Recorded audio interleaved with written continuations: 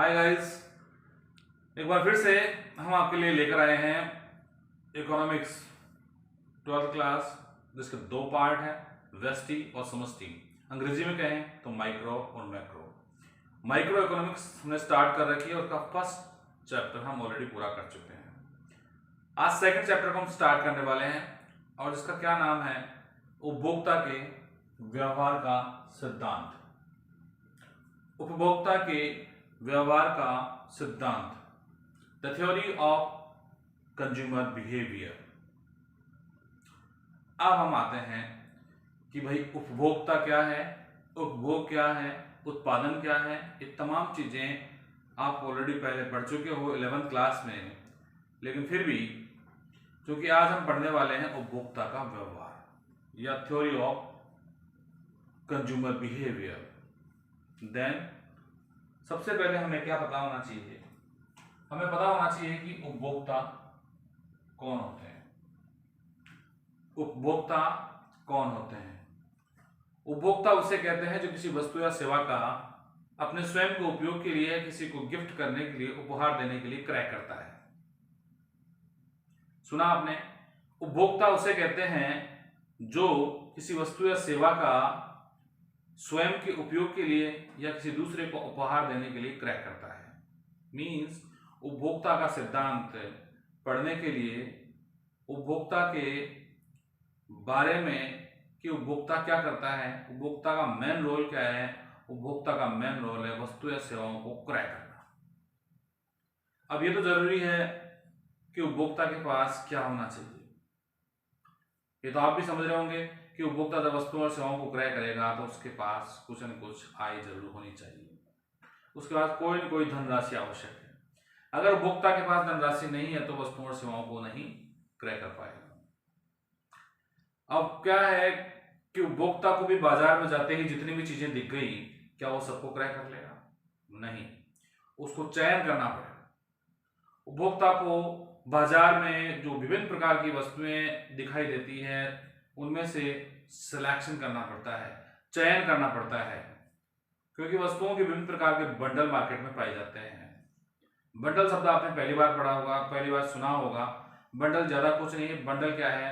दो या दो से अधिक वस्तुओं के एक समूह होते हैं। इकोनॉमिक्स में और इस चैप्टर में हम अध्ययन की दृष्टि से, ताकि इसको सरल बनाया जा सके, हमने केवल दो दो वस्तुओं के बंडल बनाए हैं। मैंने बंडल सबको आखिर में समझाया भी है। उससे पहले देखिए, उपभोक्ता को एक बजट सेट तैयार करना होता है।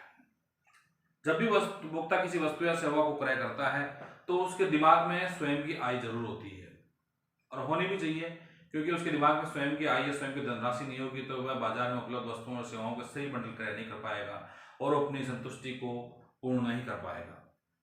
साथ साथ में उपभोक्ता की रुचि और अधिमानों का भी बहुत फर्क पड़ता है।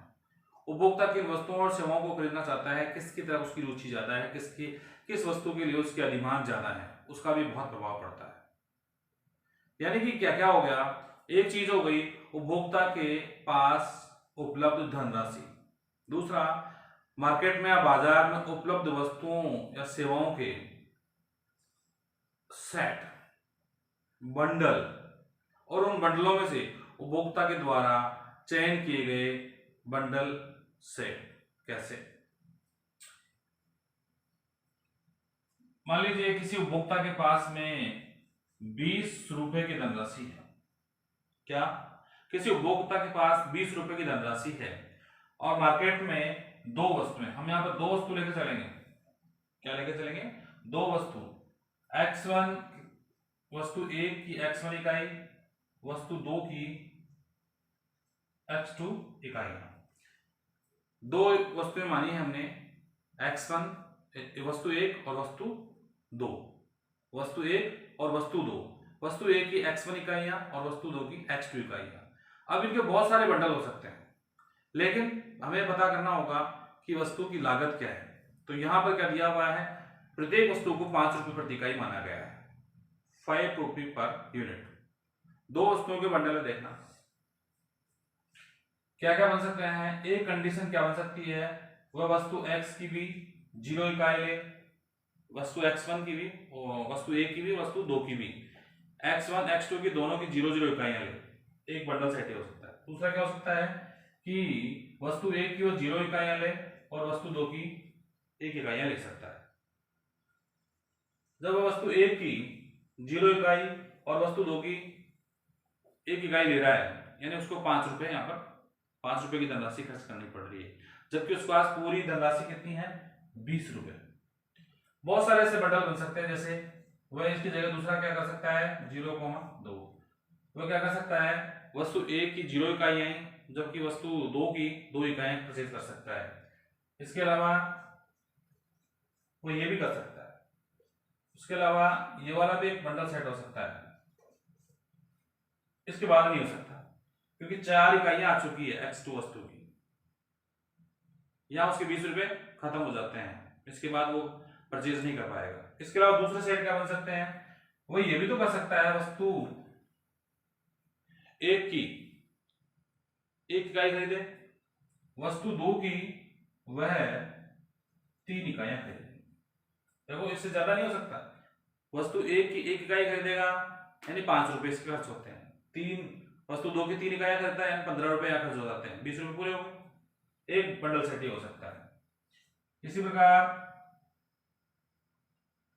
1, 2 ये भी, इसमें 15 रुपए खर्च होंगे। इसके अलावा 1,1 इसमें 10 रुपए खर्च होंगे। इस प्रकार के बहुत सारे बजट सेट बन सकते हैं, बहुत सारे बंडल बन सकते हैं, सॉरी। इन बंडलों में से किसी एक बंडल को, किसी दूसरे 2 बंडल को क्या करना होता है, उपभोक्ता को सेलेक्ट करना होता है, चयन करना होता है, उसके आधार पर उसको बाजार में से वस्तुओं सेवाओं का क्रय करना होता है। इसके लिए उपभोक्ता के पास क्या होता है, एक बजट सेट होता है। क्या होता है, बजट सेट। परिभाषा देखिए बजट सेट की, उन वस्तुओं के सभी बंडलों का संग्रह है, ये जो आप देख रहे हो, ये उन वस्तुओं के सभी बंडलों का संग्रह है जिन्हें उपभोक्ता प्रचलित बाजार कीमतों पर अपनी आय से खरीद सकता है। इसे क्या कहते हैं, बजट सेट। ये प्रश्न कई बार एग्जाम में आता है, बड़े बड़े एग्जाम में भी आता है, कॉम्पिटिटिव एग्जाम से भी बताया है कि बजट सेट क्या है।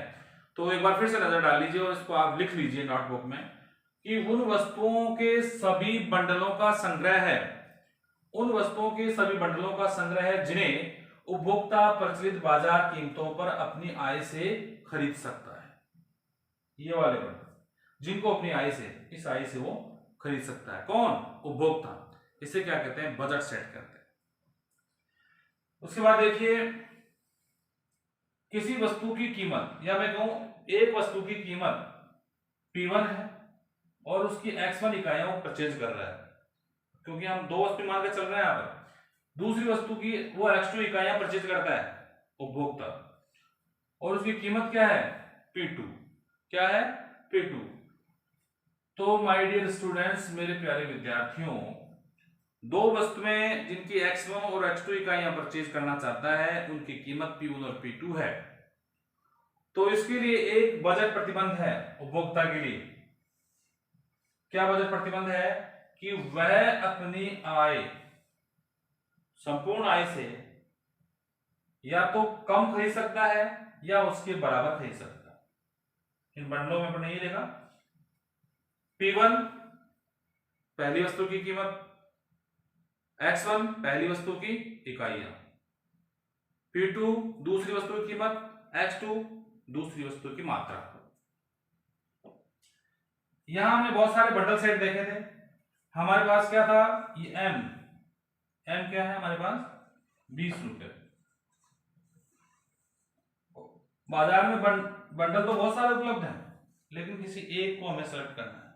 देखो क्या लिखा, सभी बंडलों का संग्रह है बजट सेट, लेकिन किसी एक को सिलेक्ट करना है, क्योंकि इस जो बजट कंस्ट्रेंट दे रखा है, ये बजट प्रतिबंध है, P1 X1 plus P2 X2 is less than equal to M। M क्या है, मनी, धनराशि, आय जो उपभोक्ता के पास है।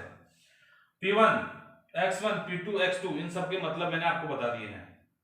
अब कोई भी बंडल, जैसे मान लीजिए ये एक अच्छा बंडल है, X1 वस्तु की, या कहूं वस्तु एक की 1 इकाई, वस्तु दो की 3 इकाइयां, आप इसको इसमें रख सकते हैं।